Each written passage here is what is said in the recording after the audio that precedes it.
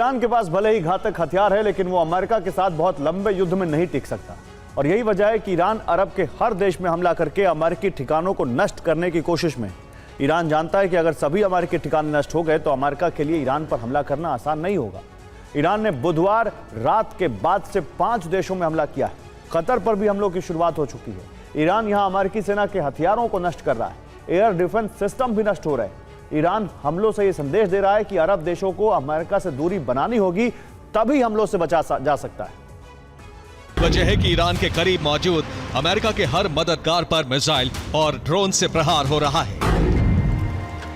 IRGC के प्रवक्ता general Hussain मोहेबी के मुताबिक ईरान का ऑपरेशन अभी पूरे इलाके में अमेरिका के हमला करने वाले इंफ्रास्ट्रक्चर को नष्ट करने पर केंद्रित है। मोहम्मदी ने चेतावनी दी कि अमेरिका को यह नहीं सोचना चाहिए कि वो लड़ाई के मौजूदा तरीके को बनाए रख सकता है। कुवैत के अली अल सलेम बेस पर करीब 5 धमाके हुए। सी-रैम एयर डिफेंस का रडार ड्रोन से नष्ट हो गया। अमेरिकी सेना के बैरकों पर भी ड्रोन से हमला किया गया। ईरान अमेरिका के सभी बेस को खाली कराना चाहता है। हमलों के बाद अमेरिका अपने विमानों को बेस से हटाने में भी लगा है। ईरान तेज रफ्तार से सभी बेस को तबाह करने की कोशिश कर रहा है। जॉर्डन के अल अजराक एयरबेस पर मिसाइल हमला किया गया। हमले में एयरबेस के मेंटेनेंस सेंटर पर भारी तबाही हुई है। IRGC ने अमेरिकी कमांड एंड कंट्रोल सेंटर को भी नष्ट कर दिया। ईरान के पास कई घातक मिसाइलें हैं, जिससे ईरान अमेरिकी बेस पर भारी तबाही मचाने की कोशिश कर रहा है। ईरान के करीब इराक में अमेरिका का अल असद एयरबेस है।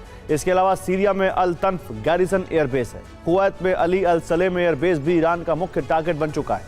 यही यूएस नेवी फ्लीट भी तैनात है। कतर में पिछली बार अल उदैद एयरबेस को ईरान ने निशाना बनाया था। UAE का अल दफरा एयरबेस भी ईरान के टारगेट पर है।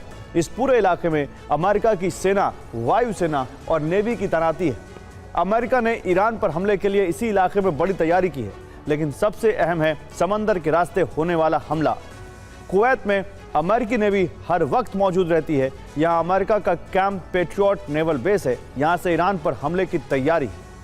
इसके अलावा बहरीन में अमेरिकी 5th फ्लीट कमांड की तैनाती है। यहाँ भी अमेरिका की नौसेना का बड़ा जमावड़ा है और समंदर के रास्ते ईरान पर हमले हो रहे हैं। कतर में अल उदैद बेस पर हमला किया गया।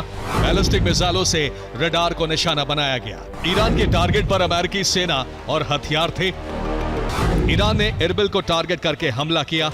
इरबिल में एयरपोर्ट पर अमेरिकी सैनिक तैनात हैं। इंटरनेशनल एयरपोर्ट पर कई ड्रोन हमले हुए।